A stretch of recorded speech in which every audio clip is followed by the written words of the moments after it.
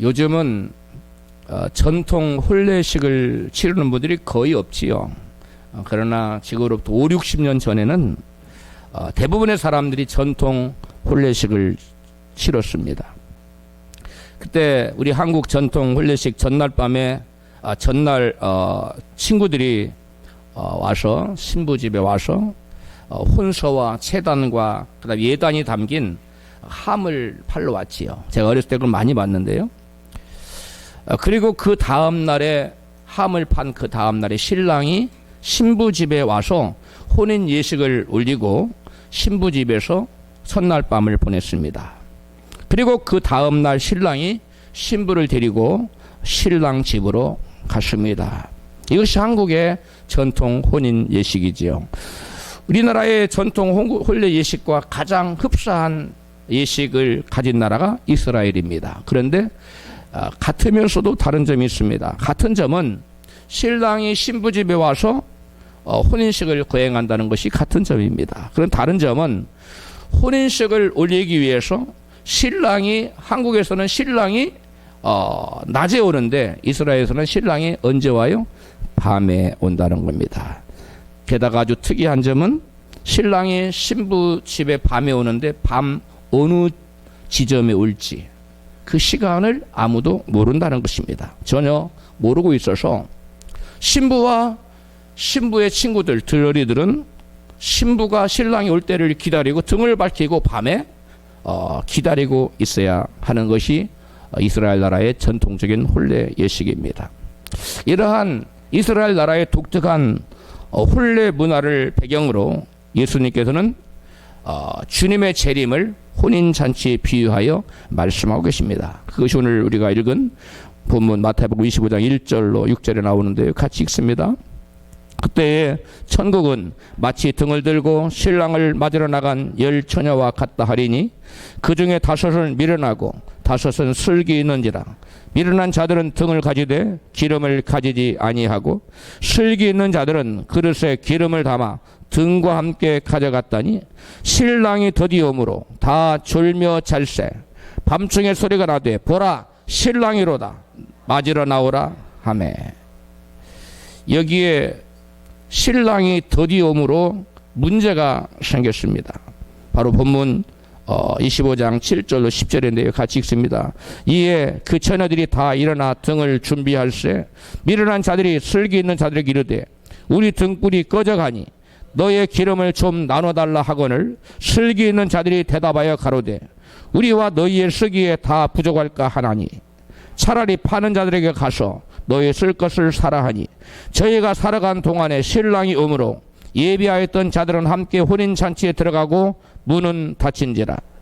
신랑을 기다리던 처녀들 중에 신랑을 맞이한 처녀들이 있었는가 하면 신랑을 맞이하지 못한 처녀들도 있었다는 것. 둘로 부류로 나눠졌다는 것입니다. 기름을 예비하였던 처녀들은 신랑을 맞이했지만 기름이 떨어져 버린 처녀들은 신랑을 맞이하지 못하고 그 혼인잔치에 들어가지 못한 채 문이 닫히고 말았다는 것입니다. 왜 이런 어떤 부류의 처녀들에게는 안타까운 일이 일어났습니까?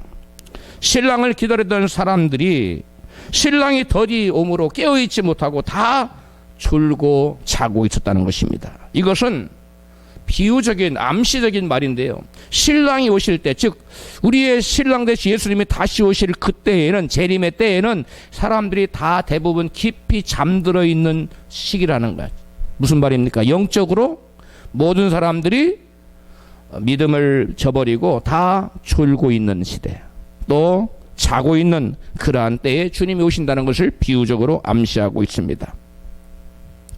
슬기 있는 처녀들은 등에 기름이 떨어질 것을 대비해서 엑스트라로 이게 여분의 기름병을 준비했습니다. 지금 등잔불이 있는데 여기에도 기름이 담겨 있어요. 이게 지금 기름불 밝히고 있어요. 근데 슬기 있는 자들은 이 등잔에 기름이 다 떨어질 것을 대비 여분의 기름을 준비하고 갔어요. 그런데 슬기가 없는 지혜롭지 못한 5 처녀는 이거 하나만 기름만 믿고 지금 내가 당장 불 밝히고 있는데 뭐 그러면서 여분의 기름을 준비하지 않은 것이 두 부류의 처녀들의 다른 점입니다. 한 부류는 지금 당장 불 밝히고 있으니까 문제 없다고 생각했습니다. 그러나 다른 부류는 내가 지금 불을 밝히고 있지만 이 기름이 떨어질 수도 있다는, 그때가 있다는 것을 예비하여 여분의 기름을 준비했다는 데 있습니다. 이것은 바로 우리에게 비유적인 것입니다. 주님이 오실 그때에는 기름이 떨어져서 더 이상 기름을 채워넣을 수 없는, 여분의 기름이 없는 사람은 그 꺼져가는 등불에 기름을 채워넣을 수 없는 그러한 영적인 시기가 온다는 것입니다. 바로 그때가 언제냐?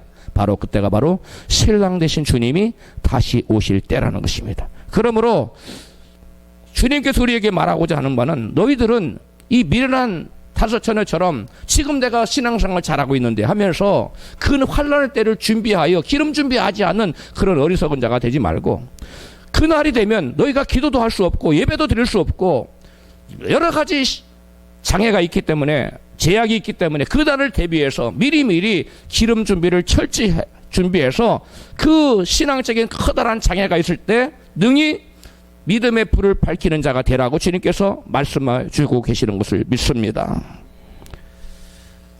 여러분, 그때는 이미 기름을 준비할 때가 지났기 때문에 지금 우리가 그러한 현상을 조금 맛보고 있는데요.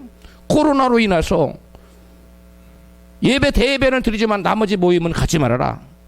음식물도 시어링 하지 말아라. 소규모 모임 갖지 말아라. 신방하지 말아라. 여러 가지 지금 신앙생활에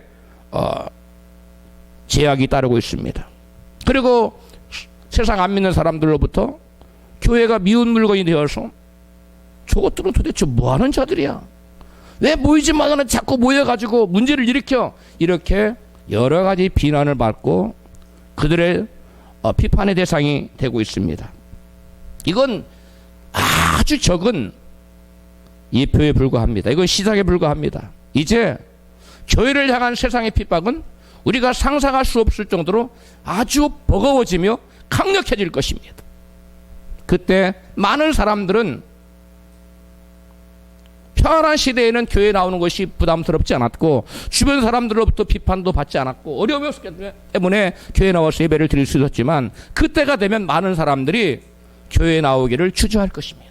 이미 지금도 큰 교회 목사님 말씀 들어봤더니 3분의 1은 교회에 나오지 않는다는 겁니다. 인터넷 보고 예배 드리랍니다. 교회 나와서 예배 드리세요. 아무리 해도 아니에요. 우리는 그냥 집에서 드리면 좋아요.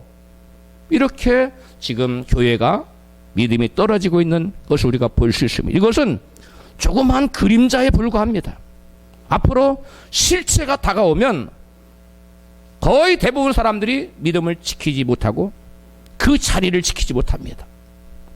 우리 주님께서 이것을 우리에게 말씀해 주고 있는 것입니다. 지금 큰 핍박이 일어나지 않았는데도 많은 사람들이 교인들의 3분의 1이 교회를 나오기를 주지 않고 머뭇거리고 있는데, 엄청난 핍박이 가해질 때, 유해가 가해질 때 과연 얼마나 많은 사람들이 몇 프로나 믿음을 지킬 수 있을런지, 이것이 바로 문제인 것입니다. 그래서 예수님 말씀하신 바 신랑이로다 맞으러 나오라. 그럴 때에 정작 기름이 떨어진 처자들은 그때 혼인에 들어가지 못하고, 혼인잔치 들어가지, 문이 이미 닫혔는데 그때는 이미 늦었다는 것입니다. 그때 내가 기름을 준비해야지, 기도해야지, 열심히 예배 드려야지, 하나님 찾아야지 하면 그때는 이미 늦었다는 거예요. 버스가 지나갔어요. 그런데 그 버스가 다시 오면 좋은데 영영 다시 오지 않는 버스입니다. 예수께서는 이것을 이같이 말씀하십니다. 인자가 올 때에 세상에서 믿는 자를 보겠느냐. 주님 오실 때는 믿는 자를 찾아보기가 어렵다는 거예요. 주님 오실 때 세상에 남은 자들은 사실 주님 오실 때 믿는 자가 아니에요. 주님 오실 때 믿음을 간직한 사람, 기름을 준비한 사람이 이미 들림받고 휴구하고 주님 앞에 혼인 자리에 들어갔거든요. 나머지 사람들은 그때 이제 세상의 지상에 주님 맡게 되는데 심판에 주님을 맡게 되는 거예요. 그래서 주님께서는 신랑을 맞이하려면 깨어있으라고 말씀합니다. 본문 마태복음 25장 11절로 13절입니다. 같이 읽습니다. 그 후에 남은 처녀들이 와서 가로되 주여 주여 우리에게 열어주소서. 대답하여 가로되 진실로 너희에게 이르노니 내가 너희를 알지 못하노라 하였느니라. 그런즉 깨어 있으라. 너희는 그날과 그 시를 알지 못하느니라. 깨어 있어야 될 줄을 믿습니다. 예수님은 열 처녀의 비유에서 누가 혼인 예식에 참여할 수 있는 신부가 되었는가 말씀하고 계십니다. 누가 신랑을 맞이할 수 있습니까? 누가 혼인 예식에 참여할 수 있습니까? 깨어있어 기름을 준비한 정결한 처녀들입니다. 따라서 합시다. 깨어있는 정결한 처녀들. 우리는 다 그런 자리에 들어가야 돼요. 신랑 되신 주님을 기다리는 자들은 모두 믿는 자들이라는 사실을 저들이 가진 등이 입증하고 있어요. 근데 그 등에 그 믿음을 계속 유지시킬 수 있는 기름이 있어야 되는데 기름이 고갈되어 가고 있는 이때에 사람들은 여분의 기름을 준비하지 않고 있습니다. 우선 내가 불 밝히고 있는데, 내가 지금 신앙생활하고 있는, 내가 지금 교회 나가고 지금 내가 하나님 믿고 있는데 자만하고 있다는 거. 그러나 영적인 분위기가 급변하는 시대가 온다는 것입니다. 교회 나올 수 없고 기도하고 싶어도 기도할 수 없는 그런 때가 온다는 것입니다.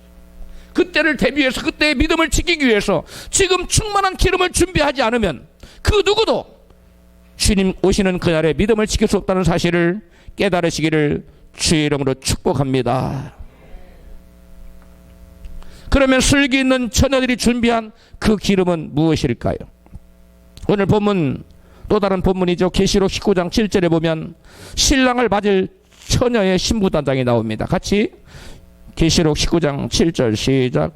어린 양의 혼인 기약이 이르렀고 그의 신부는 단장을 끝냈으니 8절 그 신부에게 허락하사 빛나고 깨끗한 세마포를 입게 하셨은즉 이 세마포는 성도들의 옳은 행실이로다. 아멘. 누가 신부단장을 마친 자입니까? 신부단장을 마친 자는 누굽니까?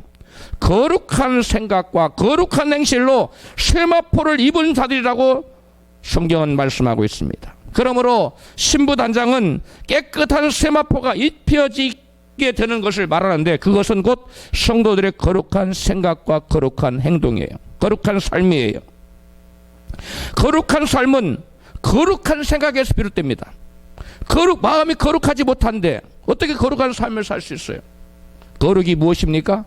깨끗한 그 자체를 거룩이라고 합니다. 또 거룩이 무엇입니까? 또 다른 의미는 세상과 구별된 것을 거룩이라고 합니다. 그래서 저와 여러분의 생각과 우리의 말과 행동이 세상과 구별돼야 돼요. 세상 사람들과 다른 가치관을 가지고 있어야 돼요. 우리의 생각이 하나님과 세상을 동시에 사랑하는 것은 구별되는 생각이 아닙니다. 거룩한 생각이 아니에요. 저와 여러분의 마음이 오로지 세상보다 주님만을 사랑하는 자가 되어야 될 줄을 믿습니다. 성경은 말씀합니다. 너희는 이 세상과 세상에 있는 것들을 사랑치 말라. 거기 하나님의 사랑이 있지 아니하니라. 거기에 너희가 하나님을 믿지 않는다는 것을 증거하는 것이라 다른 성경은 이렇게 우리에게 증거하고 있어요. 그러므로 저와 여러분은 거룩한 세마포를 입기 위해서는 입고 주님 앞에 나가기 위해서는 저와 여러분의 생각이 세상과 구별된 세상보다 하나님을 온전히 하나님만을 더 사랑하는 그러한 믿음의 사람이 세상과 구별된 사람이 되어야 될 줄로 믿습니다.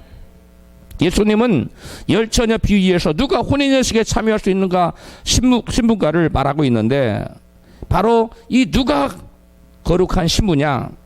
주님보다 세상을 더 사랑하는 사람들, 마음이 세상을 사랑하는 더러운 마음이 되지 않은 사람, 더러운 생각으로 물들지 않은 사람, 정결지 못하고 거룩하지 못한 생각에서 떠난 마음이 정결하고 깨끗한 사람, 이 사람이 바로 혼인 예식에 들어갈 수 있는 신부단장을 마친 자라는 거예요. 이 사람이 바로 하나님께서 그 사람에게 무엇을 입혀줍니까? 세마포를 입혀줘요. 어떤 세마포예요? 깨끗한 세마포. 깨끗한 세마포. 이 깨끗한 세마포를 바로 베드로 사도는 흠도 없고 티도 없이 정결한 신부가 있는 세마포라고 우리에게 가르쳐주고 있어요. 베드로 후서 3장 10절입니다. 같이 그러나 주의 날이 도적같이 오리니 너희가 어떠한 사람이 되어야 마땅하냐? 거룩한 행실과 경건함으로 하나님의 날이 임하기를 바라보고 간절히 사모하라. 14절 주 앞에서 점도 없고 흠도 없이 평강 가운데 나타나기를 힘쓰라. 이것을 세배등에서는 14절을 또 이렇게 번역했어요. 티도 없고 흠도 없는 사람으로 아무 탈 없이 하나님 앞에 나타날 수 있도록 힘쓰십시오. 이 말은 무슨 말씀입니까? 우리가 우리의 마음과 생각과 행동이 흠이 있고 티가 있어서 거룩하지 못해. 세모파가 더러워졌어요. 그러면 하나님 앞에 나타나기에 뭐가 생긴다는 거예요? 문제가 생긴다는 거예요. 아무 탈 없이 주님 앞에 설 수 있어야 되는 탈이 생긴다는 거예요. 문제가 생긴다는 거예요. 그러므로 저와 여러분의 마음과 생각과 입술의 말과 행동이 세상과 구별된 거룩함으로 흠도 없고 티도 없는 거룩한 세마포를 입는 저와 여러분이 되어야 될 줄로 믿습니다. 거룩한 행실로 신부단장을 마치고 깨끗한 세마포를 입고 천국 혼인 예식에 들어가려면 저와 여러분이 흠도 없고 티도 없는 거룩한 세마포를 매일 빨고 또 깨끗이 해서 유지해야 된다는 거예요. 그렇게 되기를 축복합니다. 그렇다면 우리 성도들이 어떻게 거룩한 삶으로 신부 단장을 할 수 있을까요? 시편 기자는 우리에게 그 방법을 제시합니다. 시편 119편 9절이 같이 읽어요. 청년이 무엇으로 그 행실을 깨끗게 하리이까? 주의 말씀을 따라 삼갈 것이니이다. 아멘.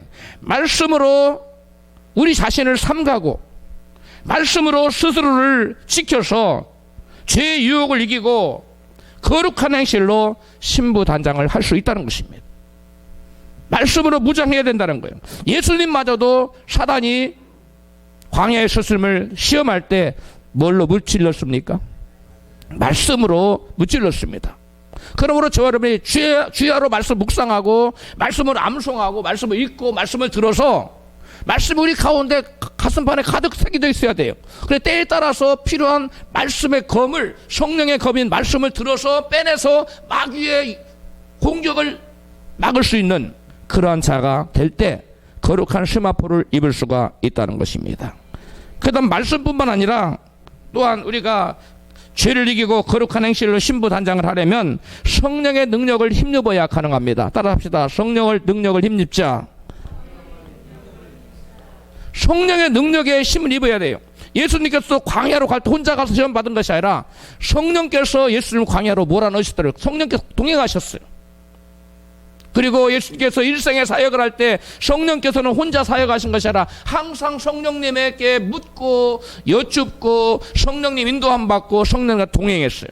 그런 것처럼 저와 여러분이 거룩한 세마포를 입고 세상을 이기는 그러한 거룩한 삶을 살려면, 아름다운 신부 단장을 하려면 성령을 끊임없이 의지하고 성령으로 무장해야 될 줄을 믿습니다. 우리 옆에 계신 분에게 끊임없이 성령에 의지합시다. 할렐루야. 이것이 저와 여러분이 거룩한 세마포를 입는 두 번째 방법. 하나는, 첫 번째는 말씀이고요, 두 번째는 성령의 능력입니다. 성경은 하나님께 우리를 부르신 목적이 거룩함이 있다고 말씀합니다. 데살로니가전서 4장 3절입니다. 시작. 하나님의 뜻은 이것이니 너희의 거룩함이라. 하나님이 우리를 부르심은 부정케 하심이 아니요 거룩케 하심이니, 그러므로 저버리는 자는 사람을 저버림이 아니요 너희에게 그의 성령을 주신 하나님을 저버림이니라. 아멘. 하나님 우리를 부르신 목적이 뭐라고요? 거룩함이 있다는 거예요. 우리가 거룩을 저버리는 건 누구를 저버리는 거라고요? 하나님을 저버리라는 거, 저버리는 거예요. 우리에게 성령을 주신 하나님을 저버리는 거예요. 그러므로 우리가 거룩함을 유지하는 것은 세마포를 준비하는 것일 뿐만 아니라 믿음 자체를 지키는 거예요. 깨달아졌으면 아멘 하십시다. 즉 거룩한 삶을 살아가지 않는 것은 하나님을 배반하는 일이요 믿음을 배반하는 일이라는 것입니다. 그러므로 거룩한 삶을 살아가지 않는 사람은 기름 준비하지 못한 사람으로서 어디에 참여할 수가 없습니까? 혼인 예식에 참여할 수가 없다는 것입니다. 그래서 성경은 이같이 말씀합니다. 증거합니다. 히브리서 12장 14절. 모든 사람으로 더불어 화평함과 거룩함을 쫓으라. 이것이 없이는 아무도 주를 보지 못하리라. 거룩함이 없이는 주를 보지 못한다고 히브리서 기자는 분명 우리에게 증거하고 있습니다. 요한계시록에서 사도 요한은 22장 14절에 시작. 그 두루마기를 빠는 자는 복이 있다. 이 두루마기가 바로 세마포예요. 주님께서 입혀주신 세마포. 사도 요한은, 사도 베드로는, 사도 바울은 우리에게 이것을 의의 옷이라고 그랬어요. 그 두루마기를 빠는 자들은 복이 있나니 이는 저희가 생명나무에 나아가며 문들을 통하여 성에 들어갈 권세를 얻으려 함이로다. 아멘. 어떤 성입니까? 천국에 혼인잔치 있는 그 성에 들어가는 거예요. 두루마기를 빠는 자들은 거룩한 행실로 신부단장을 하는 것을 의미합니다. 두루마기를 빤다는 또 다른 의미는 죄를 회개한다는 것이면 죄에서 떠난다는 것을 의미합니다. 기도로 죄를 자백하면 저는 미쁘시고 오사 우리의 죄를 사하신다고 요한 사도는 기록했는데 우리가 죄를 자백할 뿐만 아니라 죄에서 떠나야 돼요. 이것이 바로 두루마기를 빠는 겁니다. 생각을 정결하게 해야 됩니다. 어떤 생각이 정결한 생각입니까? 세상과 하나님을 겸하여 사랑하는 마음이 아닌 일편단심 뭐요? 민들레처럼 오로지 일편단심 우리는 하나님이 돼야 돼요. 세상 사람들은 일편단심 민들레지만 저와 여러분은 일편단심 예수님이 해야 될 줄로 믿습니다. 오로지 예수님만 생각하는 그런 마음을 가질 때 이 사람은 두루마기를 빠는 자들이 혹여 우리가 세상 사랑하는 마음이 왔어요? 그러면 그것을 주님의 죄를 고백하고 그런 생각을 지워내는 것, 이것이 두루마기를 빠는 것입니다. 할렐루야. 이와 같이 매일처럼 이와 같은 우리가 두리의 두루마기를 빨며 나아갈 때 저와 여러분은 능히 주님의 혼인잔치에 초대받게 될 줄로 믿습니다. 갑자기 아멘 소리가 약해졌어요. 할렐루야. 거룩한 행실로 신부단장을 끝낸 처녀에게는 그럼 무슨 일이 일어날까요? 계시록 본문이죠. 19장 9절입니다. 시작. 천사가 내게 말하기를 기록하라. 어린 양의 혼인잔치에 청합을 입는 자들이 복이 있도다 하고. 신부단장을 마친 정결한 처녀들은 어디에 초대를 받아요? 혼인잔치에 초대를 혼인잔치에 초대를 받게 돼요. 그래서 그리스도의 신부단장을 마친 정결한 처녀들은 공중으로 혼인잔치에 초대를 받아서 끌려 올라가게 되는데 이것을 우리가 뭐라고 그러지요? 휴거라고 말합니다. 휴거는 영어가 아닙니다. 휴거는 한자어예요. 들휴자, 들것자를 씁니다. 한자어입니다. 자, 그래서 데살로니가전서 4장 16절 이것을 기록하고 있는 같이 읽습니다. 16절. 주께서 호령과 천사장의 소리와 하나님의 나팔로 친히 하늘로 쫓아 강림하시리니 그리스도 안에서 죽은 자들이 먼저 일어나고 그 후에 우리 살아남은 자도 저희와 함께 구름 속으로 끌어올려 공중에서 주를 영접하게 하시리니 그리하여 우리가 항상 주와 함께 있으리라. 여기 바로 휴거가 나오죠. 끌어올려. 이게 휴거입니다. 이 누가 끌려올려 가느냐? 바로 두루마기를 빠는 자들이에요. 바로 기름 준비하는 자들이에요. 바로 신부단장을 한 사람들이에요. 세마포를 매일 빠는 자들이에요. 우리가 다 그런 자가 되어야 될 줄로 믿습니다. 바울은 데살로니가전서 5장 1절 이하에 신랑 되신 주님이 신부를 데려오실 때를 이같이 증거합니다. 이렇게 증거해요. 데살로니가전서 5장 1절 시작. 형제들아 때와 시기에 관하여는 너희에게 쓸 것이 없으면 주의 날이 밤에 도적같이 이를 줄을 너희 자신이 자세히 알미라. 저희가 평안하다 안전하다 할 그때에 잉태된 여자에게 해산 고통이 이름과 같이 멸망이 호련히 저희에게 이르리니 결단코 피하지 못하리라. 이러므로 우리는 다른 이들과 같이 자지 말고 오직 깨어 근신할지라. 9절. 하나님 우리를 세우심은 노하심에 이르게 하심이 아니요 오직 우리 주 예수 그리스도로 말미암아 구원을 얻게 하신 것이라. 여기 노하심 뭐냐? 대환란이에요. 영어로 랩스예요. 이게 바로 뭐냐면 하나님의 대환란에 우리로 하여금 이르게 하는 것이 하나는 뜻이 아니에요. 하나님이 저와 여러분은 그 대환란에서 고통을 받도록 버려두는 것이 하나는 뜻이 아니라 저와 여러분을 갑자기 순식간에 들려 올려서 어디에 초대하는 것이, 혼인잔치에 초대하는 것이 하나님의 뜻입니다. 할렐루야. 지금 역사적으로 그 유래를 찾아볼 수 없는 평화의 시대에 우리가 살고 있습니다. 건 우리나라만 해도 1950년에 전쟁에서 거의 70년 가까이 전쟁이 없잖아요. 이게 지금 전 세계적으로 유례가 없는 평화가 우리나라뿐만 아니라 전 세계적으로 국지적이 조금씩 있지만은 전 세계적으로 이런 평화 시기가 고요한 때가 없습니다. 성경에 보니까 안전하다 고요하다 그때에 임박한 여인이 해사람같이 그날이 덫과같이 임한다고 그랬는데 지금 바로 이 고요한 시대예요. 이 고요함을 깨고 정적을 깨고 혀그리또가 출현하기 직전에 하나님 저와 여러분을 먼저 끌어올려서 우리를 피신시킬 줄로 믿습니다. 왜? 성경은 분명히 말해요. 너희들을 거기에 두는 것이 한 뜻이 아니라는 거예요. 그리고 주님께서 우리는 그 자리를 피하라고 주님께서 우리에게 말씀하고 계세요. 마태복음 24장 37절 이하에 주님께서 신부를 데리러 오실 때 이 세상의 정황을 이같이 말씀하셔요. 같이 읽습니다. 37절부터 노아의 때와 같이 인자 임함도 그러하리라.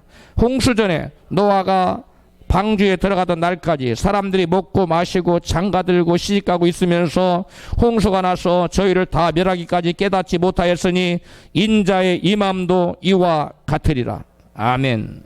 주님 오실 때에도 노아의 때와 같다는 거예요. 노아의 때 사람들 어떻게 했어요? 먹고 마시고 시집가고 장가가고 집 짓고 응? 속된 말로 띵까땡까하고 놀았잖아요. 세상이 좋다고. 그런데 주님이 갑자기 하늘 창을 열어버렸잖아요. 홍수가 나서 세상 좋다고 살던 모든 사람들, 노아가 전파하는 복음에 귀를 닫던 사람들을 다 홍수로 진멸시켜버립니다. 마찬가지입니다. 지금 고요하다, 너무 세상 살기 좋다 이러고 있을 때 이 고요하고 안전하다 할 이때 노아의 때와 같이 어느 날 갑자기 덫과 같이 하나님의 심판이 임한다는 거예요. 그 심판 때 우리는 세상에 남아있으면 안 됩니다. 저와 여러분 그때 다 피신돼서 주님의 보호를 받고 하늘의 천국 혼인잔치에 초대를 받는 자가 되어야 될 줄로 믿습니다. 여기 보니까 사람들이 시집가고 장가가는, 또 시집가고 장가가지 말라는 거 아니에요. 그게 무슨 말이냐면 세상 일에만 너무 몰두하다가 영적인 일에 사람 너무 도외시한다는 거예요. 세상 일이 다 한 줄 안다는 거예요. 우리가 세상 일 하지 말라는 게 아닙니다. 사람이 떡으로만 살 것이 아니야. 하나님으로는 모든 말씀으로 살다고 해서 떡 먹지 말라는 얘기가 아니잖아요. 마찬가지로 시집가고 장가가지 말라는 얘기가 아니에요. 시집가고 장가갔어요. 그러나 주님 오심을 준비하는 영적인 일도 열심히 같이 병행해야 된다는 거. 할렐루야. 옆에 계신 분에게 세상 일에만 열중하지 마시고 주님 일에도 영적인 일에도 열심을 내십시오. 예수님께서 신부들을 데리러 오실 때 데려가는 자와 버려두는 자 두 부류의 사람으로 딱 나뉘어진다고 말씀하고 있어요. 본문 마태복음 24장 40절입니다. 시작. 그때에 두 사람이 밭에 있음에 하나는 데려감을 당하고 하나는 버려둠을 당할 것이요. 41절. 두 여자가 매를 갈고 있음에 하나는 데려감을 당하고 하나는 버려둠을 당할 것이니라. 아멘. 여기 보면 이 비유가 믿는 자는 데려감을 당하고 안 믿는 자는 버려둠, 그게 아니에요. 여기 똑같이 두 사람이 밭에 있어요. 이 밭은 교회예요. 또 매를 갈고 있어. 교회 와서 봉사하고 있어요. 똑같은 신앙생활을 해요. 이걸 말하는 거. 그런데 그 중에 둘 중에 하나는 뭐예요? 데려감을 당하고 하나는 버려둠을 당한다는 거. 아, 그럼 목사님 둘 중에 하나니까 50%는 들린 바, 그게 아니에요. 그러면 얼마나 좋겠어요. 그게 아니고 기름 준비한 자만 들려 올라갈 줄로 믿습니다. 세마포를 깨끗이 빤 자들만 들려 올라가게 되어 있어요. 그러므로 저와 여러분들은 생각을 거룩하게 해야 돼요. 생각이 거룩하다는 것은 하나님과 세상을 겸하여 사랑하지 않는 거예요. 마음이 둘로 나뉘지 않는 것입니다. 오로지 인편달심 예수님이래야 돼요. 할렐루야. 그런 사람은 세마포를 준비한 사람이에요. 그리고 그런 사람은 그의 말이나 행동이 거룩할 수밖에 없어요. 왜? 항상 주님 생각인데. 자나깨나 주님 불조심이 아니라 자나깨나 누구 생각? 예수님 생각. 이런 사람이 바로 생각이 거룩한 사람이에요. 이런 사람은 신부 단장을 하는 사람인데, 예수님은 지구상에 남아있는 모든 사람들은 대환란이 그들에게 임한다고 말씀하시면서 그날을 능히 피하라고 말씀하고 있어요. 누가복음 21장 34절에 시작. 그러므로 너희는 스스로 조심하라. 그렇지 않으면 방탕함과 술 취함과 생활의 염려로 마음이 둔하여지고 뜻밖의 그날이 덫과 같이 너희에게 임하리라. 그날은 환난 날이에요. 주의 날이에요. 심판의 날입니다. 35절 시작. 이날은 온 지구상에 거하는 모든 사람에게 이 말이라. 36절. 이러므로 너희는 장차올 이 모든 일을 능히 피하고 인자 앞에 서도록 항상 기도하며 깨어있으라. 아멘. 여기 보니까 예수님이 이 환난은 지구상에 거하는 누구에게? 일부의 사람에게? 모든 사람에게 임한다.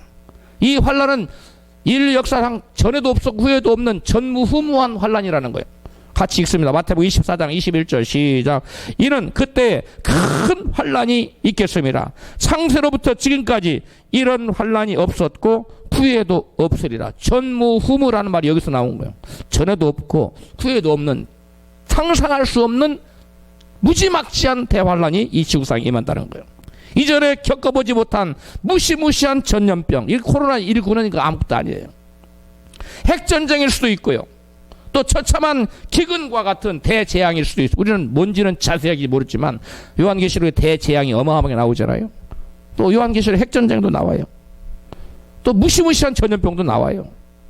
그런데 우리는 그런 것들을 견디기 위해서 땅에 남아있지 말고 주님은 너희들은 능히 뭐하라? 피하라. 따라합시다. 그날을 능히 피하십시오. 그러기 위해서 인자 앞에 서도록 뭐하라고요? 항상 기도로 깨어있으라는 거예요. 주님 말씀을 잘 들어야 됩니다. 여기 보니까 너희는 환난을 견뎌낼 단단한 각오를 하라. 그렇게 말씀하셨어요?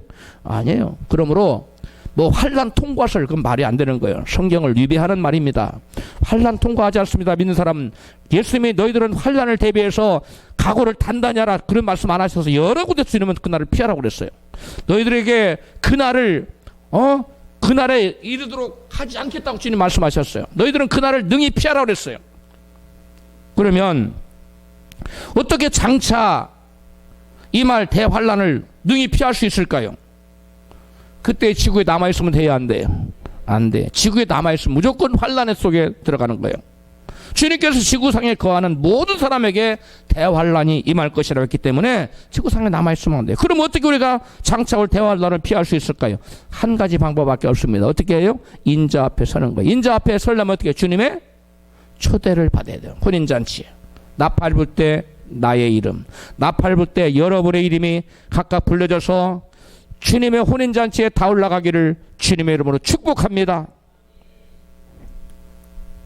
아멘. 나팔 불 때 여러분 이름 불러져야 돼요. 그 혼인잔치 올라가야 돼요. 적당하게 신앙생활하면 되겠지. 천만의 말씀이에요. 그렇지 않습니다.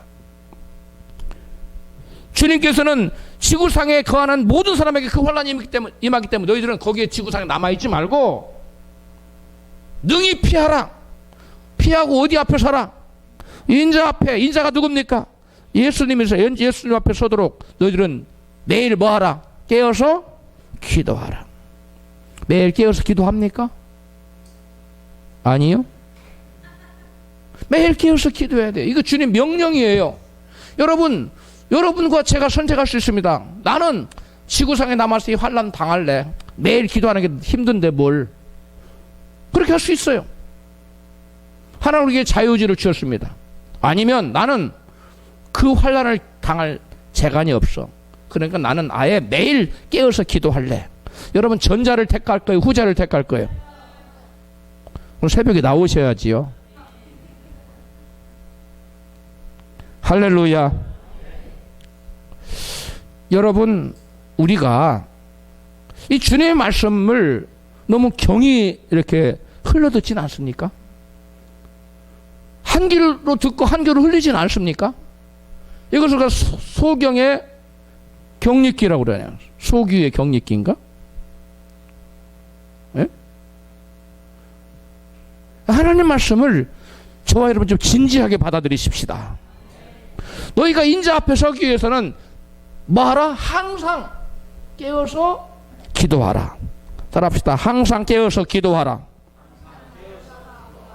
할렐루야. 그날을 피하는 방법은 한 가지밖에 없어요. 혼인잔치에 초대되어서 휴거되는 방법밖에 없어요. 혼인잔치에 초대 안 된 사람은 휴거를 안 시켜요. 그럼 우리 옆에 계신 분에게 다시 한번 축복해요. 반드시 혼인예식에 초대를 받으세요. 제가 지금 여러분한테 간절한 지금 외침이에요. 한 분도 남으면 안 돼요. 바울은 그때 우리가 주님 앞에 모여야 될 것을 이같이 증거하고 있어요. 데살로니가 후서 2장 1절 시작. 형제들아 우리가 너희에게 구하는 것은 우리 주 예수 그리스도의 강림하심과 우리가 그 앞에 모임에 관하여 우리가 그 앞에 모이는 게 뭐예요? 휴거에서 혼인잔치 모이는 거에게 모임에 관하여 2절 시작. 주의 날이 이르렀다고 쉬 동심하거나 두려워하거나 하지 아니할 그것이라. 예수께서는 지상에 강림하시기 전에 먼저 공중에 재림하십니다. 왜? 그때 지구상에 있는 사람들을 믿는 자들을 신부들을 뭐하기 위해서? 공중으로 들려 올려서. 그리고 이 세상에는 무서운 재앙이 3년 반 동안 후 3년 반 동안 우리가 점 3년 반 동안 재앙은 겪습니다. 우리 믿는 사람들도 지구의 날씨라든가 풍랑이라든가 요즘 폭우가 쏟아지죠. 쓰나미라 이런 것들은 우리가 겪어요. 그런데 어마무시한 그런 후 3년 반의 것은 우리가 하나님께서 면제시켜. 그 날을 감하지 않는다면은 구원받을 자가 없을 거라고 했어요. 그래서 그 날을 감했어요. 그 감한 날이 3년 반을 감해준 거예요. 후 3년 반. 후 3년 반을 우리가 피할 길 하나님께서 우리에게 예비하신 것입니다. 할렐루야. 그런데 저와 여러분이 꼭 기억해야 할 것은 대환란은 어느 날 갑자기 나타난 것이 아니라는 거예요. 대환란이 일어나기 전에는 반드시 사인을 주세요. 하나님 사인을 주시는데 그 사인이 뭐냐? 전조 또 징조 징후 그런 것들을 하나님이 주신다는 거예요. 예전에는 단순한 지진이 일어났는데 강도가 조금 낮고 셀 정도. 요즘은 그렇지 않잖아요. 일본이나 아이티나 또 말레이시아, 인도네시아 또 스촨성 이런 데서 지진이 일어난 어떤 지진이에요? 쓰나미를 동반한 어마무시한 대지진이 와버리잖아요. 제가 일본 쓰나미 왔을 때 봤는데요. 10몇 층 건물이 이렇게 떠내려가는데 제가 깜짝 놀랐습니다. 붕붕 떠다녀. 어머나 강력하게 오니까 뽑혀가지고 빌딩이 그냥 떠다녀. 이런 엄청난 것들이 오는데 이런 것들은 앞으로 닥칠 대재앙의 그림자로서 예시로서 조그맣게 보여주는 거예요. 이런 것들이 자꾸 커지면서 나타나면서 대재앙이 나타난다는 거예요. 할렐루야.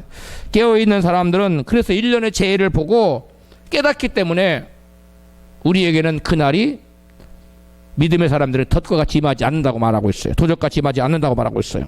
데살로니가전서 5장 2절입니다. 시작. 주의 날이 밤에 도적같이 이를 줄을 너희 자신이 자세히 알미라. 4절. 형제들아 너희는 어둠에 있지 아니하매 그날이 도적같이 너희에게 임하지 못하리니. 그날이 우리에게 도적같이 임하지 않아요. 왜 그래? 우리는 뭐하기 때문에? 깨어있어서 뭐하기 때문에? 들려 올라가는데 뭘 도적같이 임해요. 도적같이 임한다는 그 사람은 덫과 같이 임한다는 것인데 우리에게는 그날이 덫과 같이 임하지 않아요. 깨어있는 사람들 세마포를 준비한 사람들에게 덫과 같이 임하지 않아요. 아무에게도 그날이 덫과 같이 임하지 않기를 축복합니다. 휴거되지 못하고 땅에 남겨진 자들에게는 무슨 일이 일어날까요? 계시록 13장 16절입니다. 시작.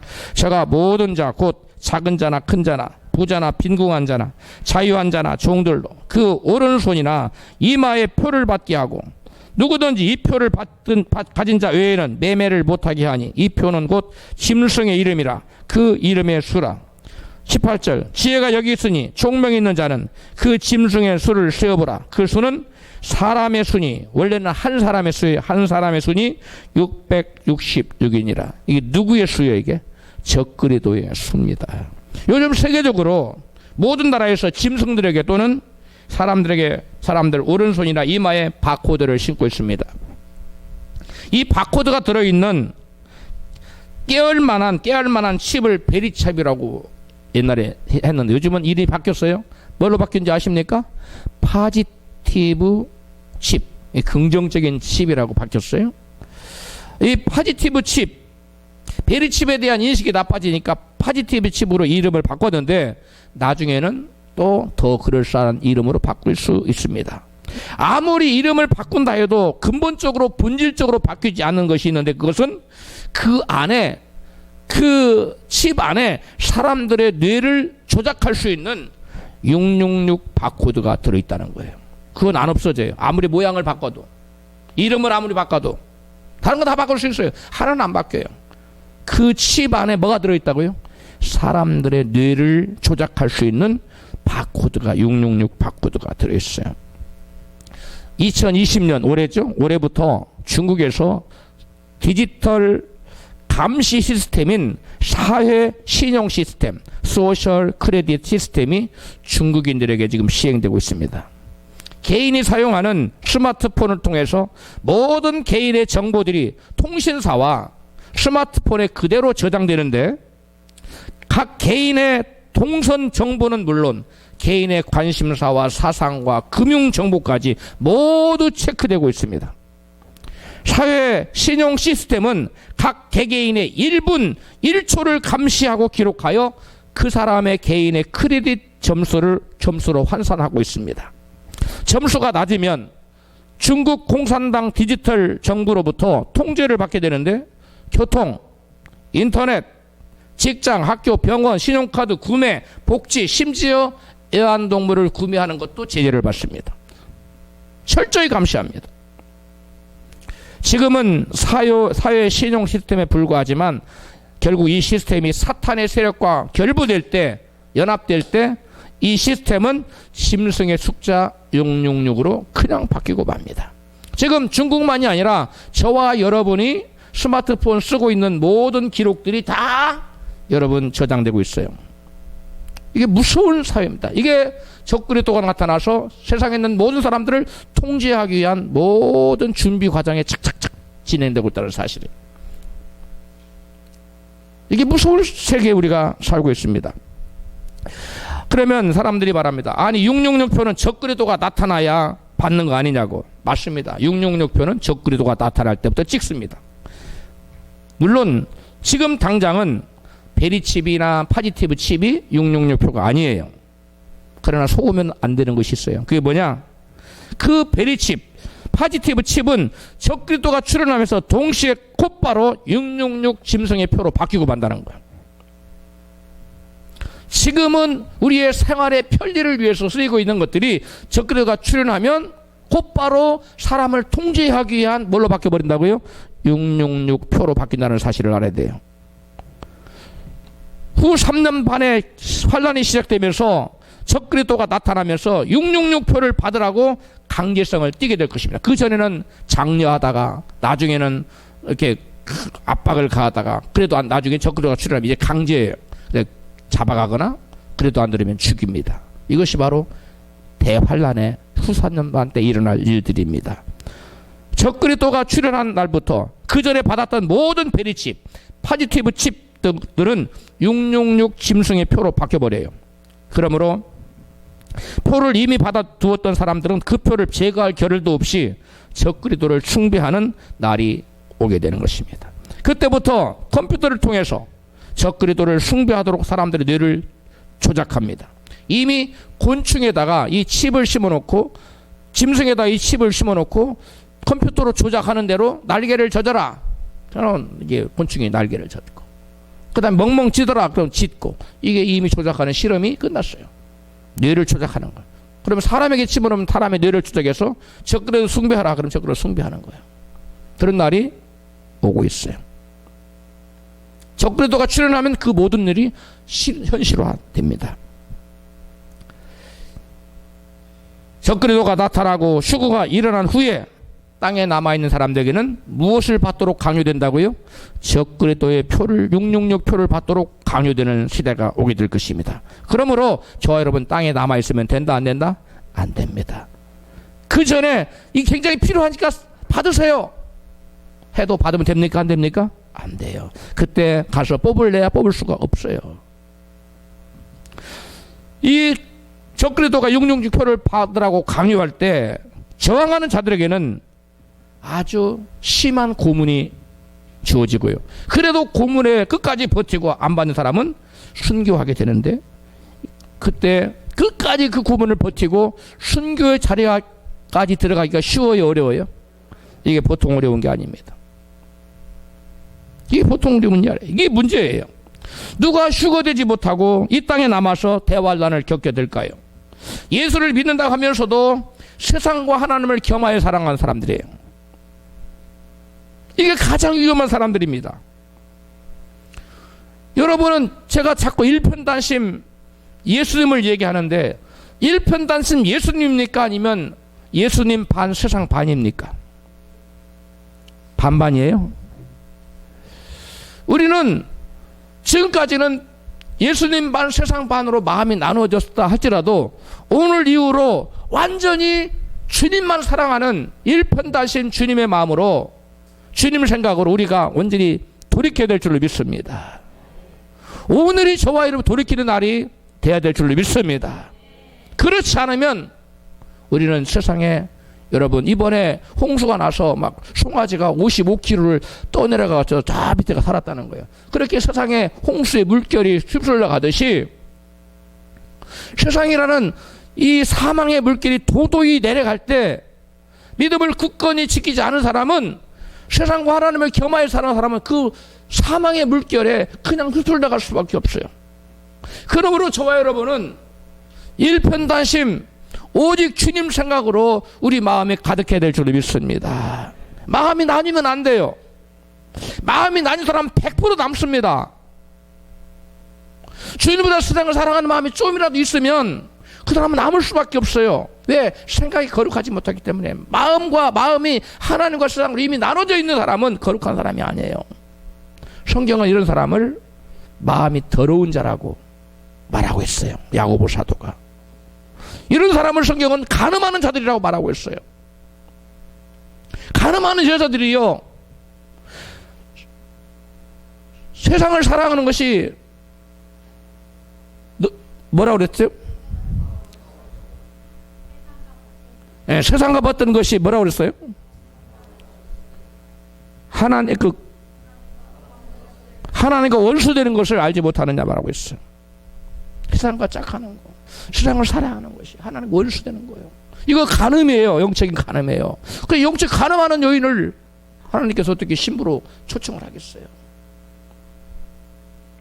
세상 사랑하는 마음 온전히 떼어내십시다. 비워내십시다. 누가 휴거되지 못하고 이 땅에 남아 대환란을 겪게 될까요? 예수를 믿는다면서도 세상과 하나님을 겸하여 사랑하여 신랑 되신 주님께 마음을 절반만 드린 정결치 못한 처녀들이 남는다는 거예요. 성경은 이런 자들을 성전 안에서 전심으로 하나님 예배하지 않고 성전 뜰만 받고 다니던 자들이라고 증거해요. 계시록 11장 1절입니다. 시작. 내게 지팡이 같은 갈대를 주며 말하기를 일어나서 하나님의 성전과 제단과 그 안에서 경배하는 자들을 청량하되 2절 성전 밖 마당은 청량하지 말고 그냥 두라. 이것을 이방인들에게 주었은즉 저희가 거룩한 성을 42달 동안 짓밟으리라. 이 42달은 얼마예요? 3년 반이에요. 후 3년 반 대환란의 시기에 이들은 이방인들에게 적그리스도의 세력에게 넘겨준다는 거예요. 그래서 짓밟힌다는 거예요. 그러므로 저와 여러분 하나님이 우리를 청량하는데 천사들을 청량하는 누구를 청량하느냐? 성전 안에 들어와서 하나님을 예배하는 자들을 청량한다는 거예요. 아유 저는 그럼 청량되겠네요. 성전 안에서 예배 이걸 말하는 게 아니에요. 신령과 진정으로 주님을 예배하는 사람, 이런 사람은 성전 안에서 주님을 예배하는 자를 성경은 말하고 있는 거예요. 근데 성전 밖에서 예배하는 자는 누구냐? 성전 뜰만 받고 돌아가는 사람 누구냐? 하나님과 세상을 겸하여 사랑하는 사람이에요. 그런 사람들은 아예 청량하지 않고 내버려둬라. 그들은 세상에 남아서 이방인 즉 적그리스도의 세력에 의해서 42달 동안 즉 3년 6개월 후 3년 반 동안 엄청난 환난을 겪게 될 것이라고 말하고 있어요. 그러므로 저와 여러분은 마음을 성결케 하고 우리 행동을 정결케 하여 거룩한 세마포를 입고 구별된 저와 여러분이 되십시다. 만약에 이 땅에 살아남기 위해서 심승의 표를 받으면 어떻게 될까요? 계시록 14장 9절에 시작. 만일 누구든지 심승과 그의 우상을 경배하고 이마에나 손에 표를 받으면 그도 하나님의 진노의 포도주를 마시리니 거룩한 처자들 앞과 어린 양 앞에서 불과 유황으로 고난을 받으리니. 그 세세토록 고난을 받아 이 사람. 그러니까 결탄코 표를 받으면 되겠습니까? 안 됩니다. 그 나라 오기 전에 그 기름 준비도 신부 단장도 못해 남는 자들은 반드시 전무후무한 극심한 대환란을 겪어야 합니다. 그래서 주님은 그 환란을 능히 피하고 인자 앞에 서도록 항상 기도하고 깨어있으라고 신신당부를 하시는 것입니다. 우리 모두 항상 기도함으로 깨어있어서 그 환란을 능히 피하고 휴거하여 인자 앞에 서도록 혼인잔치에 참여할 수 있기를 주님의 이름으로 축원합니다.